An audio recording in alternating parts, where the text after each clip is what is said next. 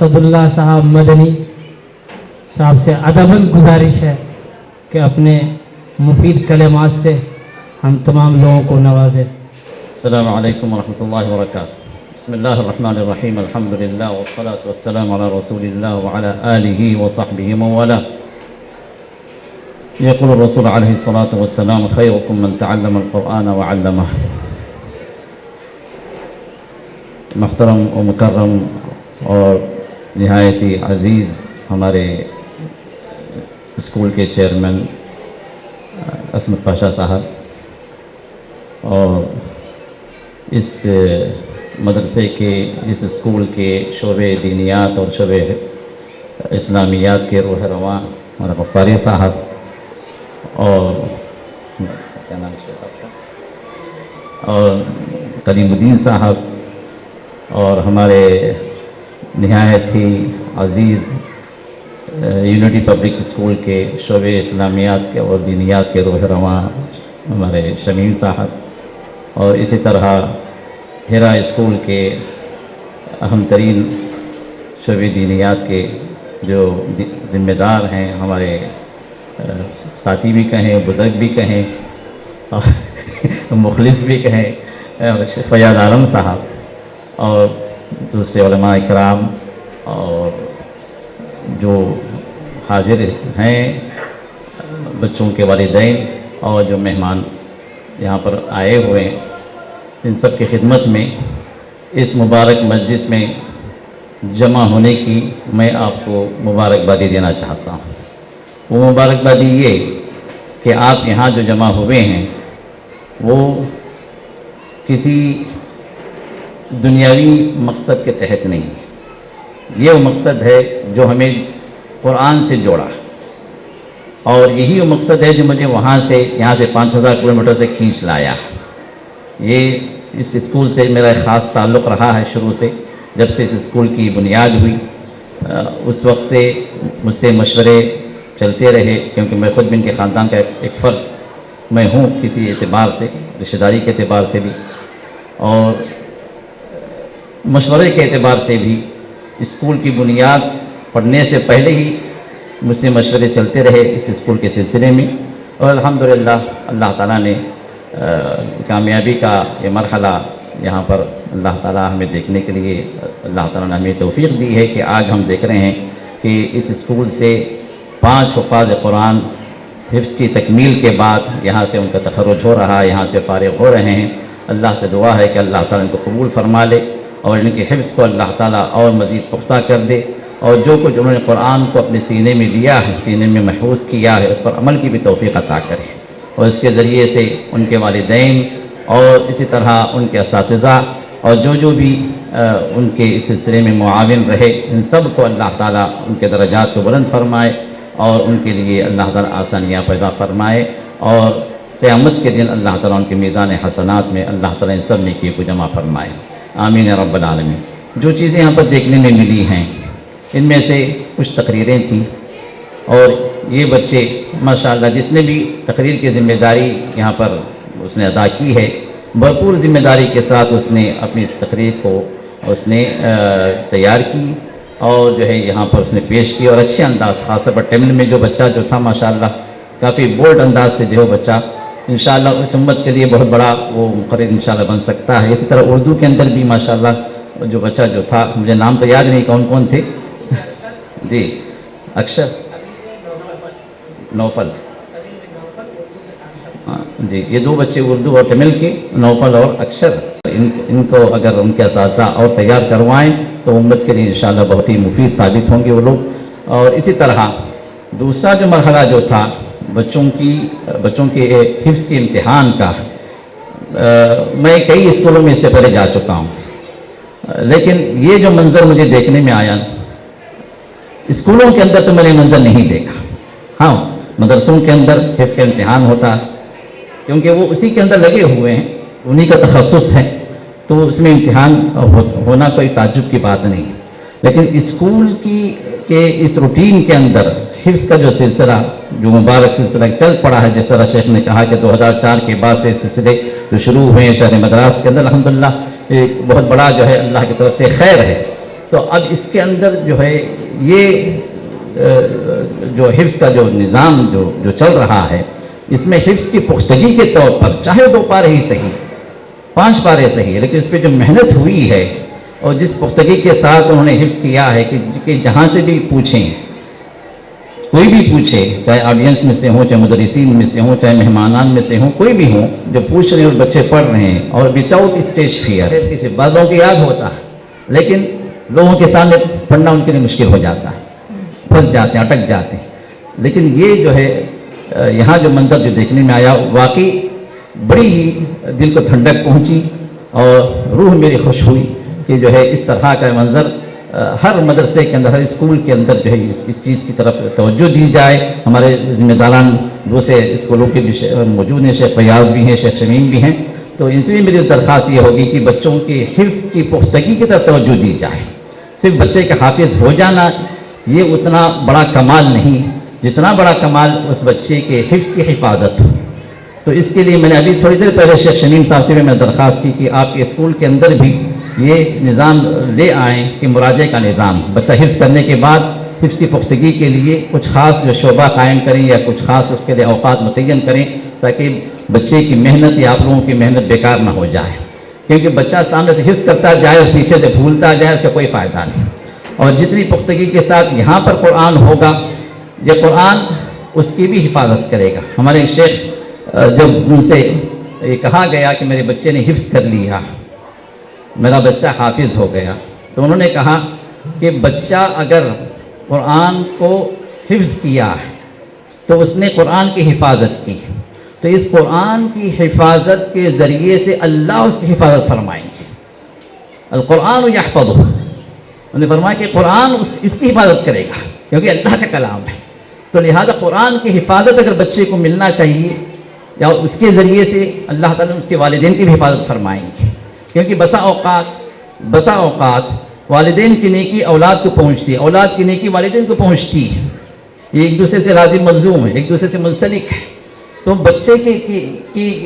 اس حفاظت کا جو مرحلہ ہے قرآن کا، کیونکہ والدین اس کے لیے ذمہ دار ہوتے ہیں، بنیاد بنتے ہیں، تو اس کے ذریعے سے اللہ تعالیٰ ان والدین کی بھی حفاظت فرماتے ہیں۔ تو لہذا بچوں کی حفظ کی پختگی کی طرف، اب جو بچے یہاں سے ابھی فارغ ہوئے ہیں ماشاءاللہ، ان سے بھی میری درخواست یہ ہوگی کہ یہ قرآن کا جو حفظ سرٹیفکیٹ آپ کو دے دی گئی، یہ تو دنیاوی سرٹیفکیٹ ہے،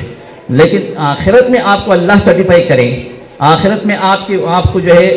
جو ہے وہ نورانی لباس آپ کو اللہ تعالیٰ حفظ کے ذریعے سے اللہ تعالیٰ فرمائیں گے، آپ کی والدین کو تاج الوقار جو پہنائیں گے، تو وہ یہ مرحلہ کب ہوگا؟ جب وہاں پر آپ صحیح معنوں میں حافظ ہوں اور صحیح معنوں میں باعمل ہو، صحیح معنوں میں قرآن آپ کے لیے گواہی دے۔ ایسا نہ ہو کہ قرآن حفظ ہو اور جو ہے قرآن وہاں پر آپ کے لیے شکایت کرنے والا بن جائے، عمل اگر قرآن کے خلاف ہو اور اس قرآن کے حروف کو اور اس کے حفظ کو آپ ضائع کر دیں تو پھر یہی قرآن آپ کے خلاف گواہی بن جائے گا۔ تو لہذا قرآن ہمارے لیے گواہی دے، اللہ کے ہاں سفارشی بنے، کہ اسی وقت ممکن ہے جب ہم اس قرآن کے حفظ کو بھی ہم پختگی کے ساتھ اس کی حفاظت کریں، اس کو مراجعہ کرتے رہیں، اس کے حفظ کو مضبوط کرتے رہیں، اور ساتھ ہی ساتھ قرآنی احکام پر ہم عمل بھی کرنے کی کوشش کرتے رہیں۔ ہاں انسان ہے، بہت ساری غلطیاں ہو جاتی ہیں، بہت سارے گناہ ہو جاتے ہیں، یہ سب اپنی جگہ، لیکن اس کے باوجود بھی استغفار توبہ استغفار کے ساتھ ساتھ قرآن کریم کی طرف توجہ اور قرآن کریم کی طرف جو ہے اس کی پختگی کی طرف جو ہے ہمارا رجحان، یہ بہت ہی اہم ترین ضرورت ہے۔ میں جو بچے یہاں پر حفظ کر رہے ہیں ان کے والدین سے بھی کہوں گا، آپ صرف یہ نہ سوچیں کہ بچہ جلدی حفظ کر لے، یا میرے بچے نے حفظ کر لیا، یا کہ ایک سال کے اندر، 1.5 سال کے اندر، 2 سال کے اندر حفظ مکمل ہو گیا، صرف اس کو جو آپ ٹارگٹ نہ بنائیں۔ یہ دیکھیں کہ بچے کتنے حد تک جو ہے جو کچھ یاد کیا ہوا اس کو باقی رکھا ہے، سامنے سے یاد کرتے جائیں، پیچھے سے بھولتے جائیں، وہ کوئی کمال کی بات نہیں ہے۔ اصل کمال تو یہی ہے کہ جو کچھ یاد کرے بچہ وہ اس کے ساتھ باقی رہے۔ اس کی وجہ یہ ہے کہ قیامت کے دن اللہ تعالیٰ، میں نے پچھلے تقریر میں بھی کہا کہ قیامت کے دن کسی بندے کا کوئی عمل وہاں پر حشر کے میدان میں نہیں ہوگا، وہ تو جزا کا دن ہے، وہ تو بدلے کا دن ہے، لیکن یہ ایک عمل ہوگا جو اللہ خود فرمائش کریں گے، اور وہ عمل کیا ہے؟ اسی حفظ کا عمل ہے۔ صاحب قرآن کو اللہ کے حکم سے لایا جائے گا، فرشتے لے آئیں گے، یہ صاحب قرآن ہے، یہ قرآن والا ہے، یہ حافظ قرآن ہے، تو اللہ تعالیٰ ارشاد فرمائیں گے اقرا، پڑھو، اللہ فرمائش کریں گے۔ اب ایک مجلس کے اندر ہمارا آپ کا بچہ یہاں کر پڑھ رہا ہے، یا کسی منسٹر کی مجلس میں اس کی تلاوت رکھ دی گئی، یا جو کسی CM PM کی مجلس میں تلاوت رکھ دی گئی، تو ہم جو ہے لوگوں میں، میڈیا میں، نیوز پیپرز میں دیتے ہیں کہ بھائی فلاں مجلس کے اندر جو میرے بچے نے جو ہے، یا فلاں بچہ اس نے قرآت کی، یا اس نے جو تلاوت کی، یا اس کو وہاں سرٹیفکیٹ دیا گیا۔ تو دنیاوی اعزاز و اکرام کے لیے ہم اتنا جو ہے خوش ہوتے ہیں اور اتنا جو ہے اس کو اہمیت دیتے ہیں، لیکن قیامت کے دن اللہ تعالیٰ خود فرمائش کریں گے اس صاحب قرآن سے اقرا ورتل کما کنت ترتل فی الدنیا، پڑھو اور ترتیل سے پڑھو جس طرح تم دنیا میں پڑھتے تھے۔ اب یہاں پر اس تجوید کی اہمیت بھی آ جاتی ہے کہ دنیا کے اندر انسان تجوید سے پڑھے تو وہاں پر تجوید سے پڑھے گا، دنیا کے اندر انسان یہاں پر مخارج سے پڑھے تو وہاں پر بھی اسی انداز سے پڑھے گا۔ تو جتنا قرآن دنیا کے اندر اس نے یاد کر رکھا تھا، اس قرآن کو اللہ وہاں بھی یاد دلائیں گے، تو وہاں پر بھی آپ کا بچہ پڑھے گا، یا آپ کو یاد ہے تو آپ بھی پڑھیں گے، اور جتنا پڑھیں گے اس کا اعزاز کیا ہوگا؟ اس کا اعزاز یہ ہوگا کہ اللہ ارشاد فرمائیں گے اقرا ورتقی، اقرا ورتقی، پڑھتے جا، چڑھتے جا۔ ایک ایک آیت پر اللہ تعالیٰ ایک ایک درجہ بلند کر دیں گے، ایک ایک گریڈ بلند کرتے جائیں گے۔ ہمارا بچہ اگر 6 سے 7 میں چلا گیا، 7 سے 8 میں چلا گیا، ہمیں پاس ہو گیا، گریڈ بڑھ گیا۔ اور وہاں پر تو اللہ تعالیٰ جتنی آیات ہوں گی اس کے لحاظ سے ایک ایک گریڈ کو اللہ تعالیٰ بڑھاتے جائیں گے، اور آخری گریڈ وہ ہوگا جہاں پر آپ کا حفظ مکمل ہوگا، جہاں آپ آخری رک جائیں گے۔ تو یہ وہ عمل ہے جو انسان سوچے کہ قیامت کے دن جہاں پر آدم علیہ السلام سے لے کر آخری آدمی تک جمع ہوگا، اور میدان حشر میں اللہ تعالیٰ جب اپنے عرش کے سامنے اس بچے کو لائیں گے، اس حافظ قرآن کو بلائیں گے اور اس سے فرمائش کریں گے پڑھ، تو اس سے بڑھ کر اور اعزاز کیا ہے، اس سے بڑھ کر اور اکرام کیا ہے، اس سے بڑھ کر اور مرتبہ کیا ہے؟ یہ دنیا تو مٹی سے مٹی مل جاتی ہے، آدمی لاکھوں کما لے، کروڑوں کما لے، کروڑوں کی جائیداد کیوں نہ ہو، آنکھ بند جیسے ہی بند ہو ختم ہے۔ اور اسی کے اعتبار سے انسان کا استعمال بھی کرنا چاہے، کئی بلڈنگوں کا مالک ہے لیکن سوئے گا وہی وہ 5-6 فٹ کا جو اس کا جسم ہے، اسی کے اندر سوئے گا، پورے کمرے میں نہیں لوٹے گا، ہر کمرے کے اندر نیند کے اندر نہیں لوٹے گا، ادھر سے ادھر لوٹنا نہیں ہوگا، اس کروٹیں ایک ہی جگہ بدلے گا، ایک ہی بستر پہ سوئے گا، کتنا بھی کما لے کھائے گا اتنا جس کا پیٹ جو ہے اس کو جو اجازت دے، ڈالتے جائیں نہیں کھائیے، بہت لذیذ ہے، بہت لذیذ ہے، نہیں ہو گیا بس ہو گیا، اسی سے نہیں کھا سکتے، اتنا ہی پیٹ ہے اس کا، اتنی ہی دنیا اس کی، چاہے کپڑوں کی فیکٹری کیوں نہ ہو، پہنے گا اتنا ہی جتنا اس کا لباس، یہی دنیا۔ اسی طرح سے ارشاد فرمائے کہ دنیا انسان کہتا ہے کہ مالی میرا مال، لیکن یہ مال ہے کیا اس کا؟ یا تو وہ جو اس نے کھا لیا پی لیا ختم کر لیا، یا وہ جس نے پہن لیا اوڑھ لیا ختم، اور جس کے اوپر صرف ہو گیا، یا پھر وہ جو اللہ کی راہ میں بھیج دیا اللہ کے پاس محفوظ ہوگا، یہی اصل مال ہے اس کا، یہی اصل مال ہے اس کا۔ تو اب یہ اصل مال جو ہے ہمارا جو ہے یہ قرآن کی شکل میں ہے،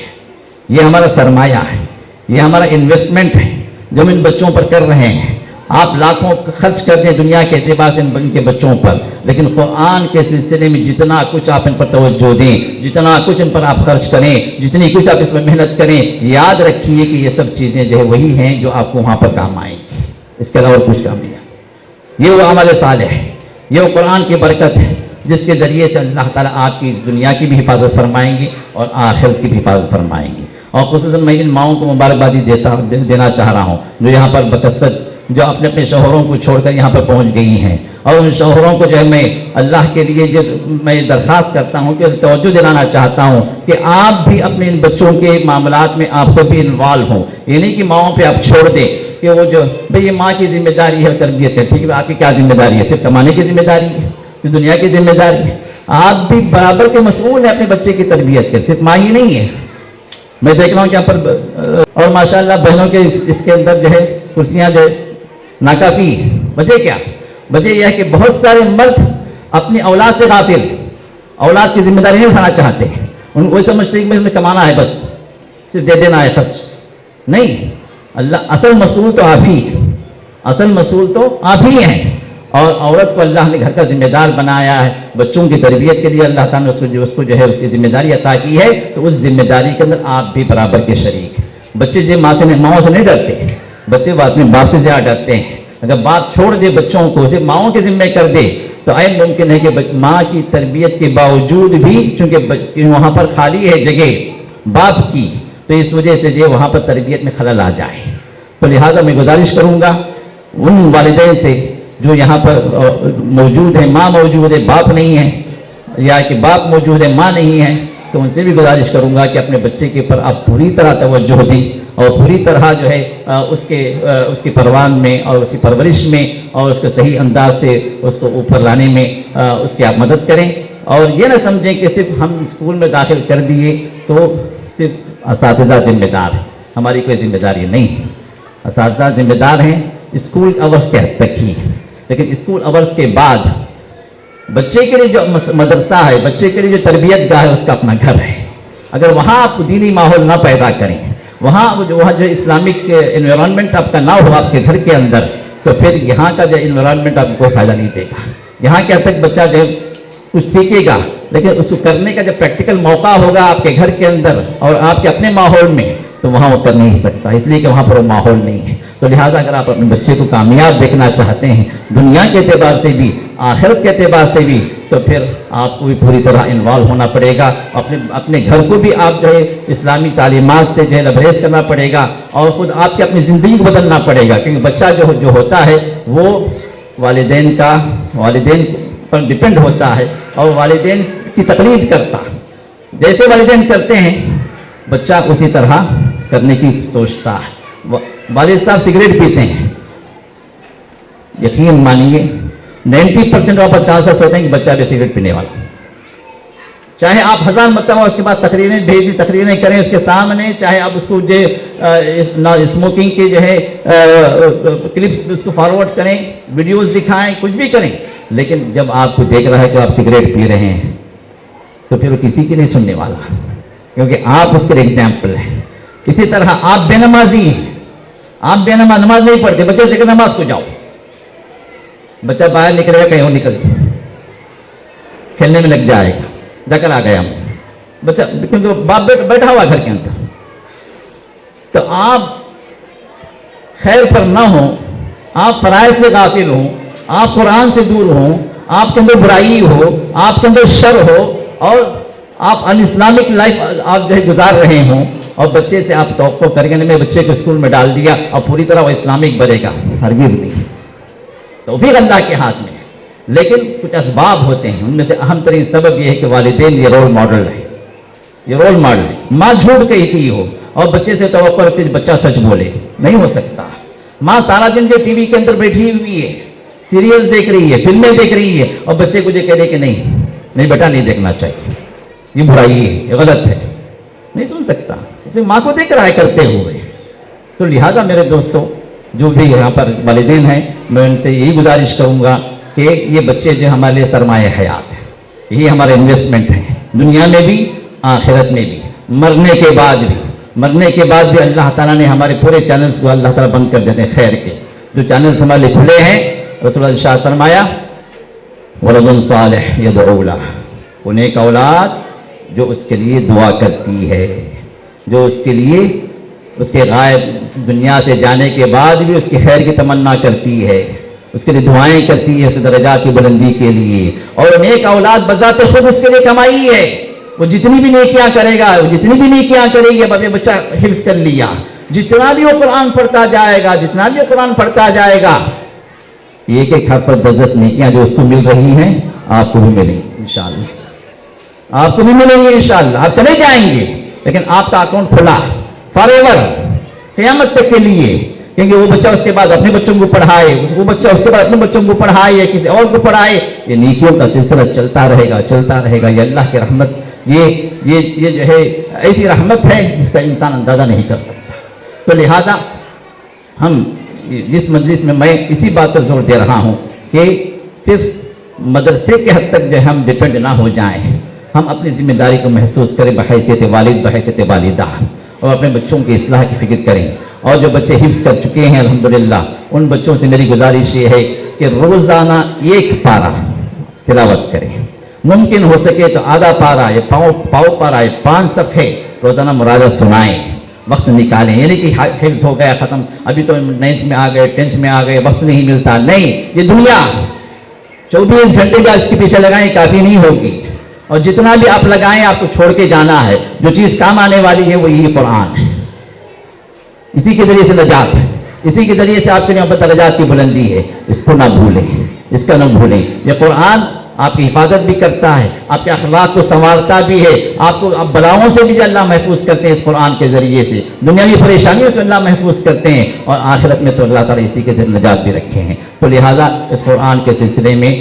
خصوصی توجہ ضروری ہے، چونکہ یہ اس مدرسے کا، اس اسکول کا یہ پہلی بیچ تھی جس میں جو ہے یہاں پر 5 اور 6 یا 5 طلبہ طالبات جو ہے جو قرآن کریم کی حفظ کی تکمیل میں جی کتنے ماشاءاللہ ماشاءاللہ. لیکن شاید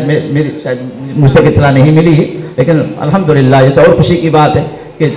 پورے 10 ہو گئے ہیں. تلک عشرۃ کاملہ، یہ پورے مکمل 10 ہو گئے الحمدللہ. اللہ تعالیٰ ان سب کی حفاظت فرمائے، اور ان سب کو اللہ تعالیٰ اور مزید توفیق عطا کرے کہ قرآن کا شغف انہیں